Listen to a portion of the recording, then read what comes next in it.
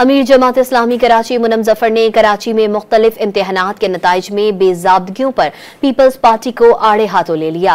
दावा किया कि कराची के तलबा के साथ इंटरमीडिएट, मैट्रिक और एनटीकेट इम्तिहानात में खिलवाड़ किया गया। उनका मजीद क्या कहना था, आइए आपको दिखाते हैं।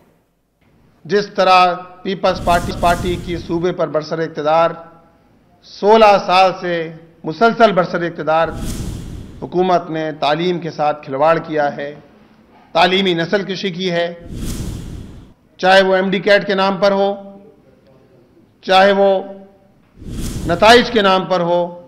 कभी मैट्रिक के नताइज का मसला होता है, कभी इंटर के नताइज का मसला होता है, यूनिवर्सिटी की फीसों का अलग मसला है।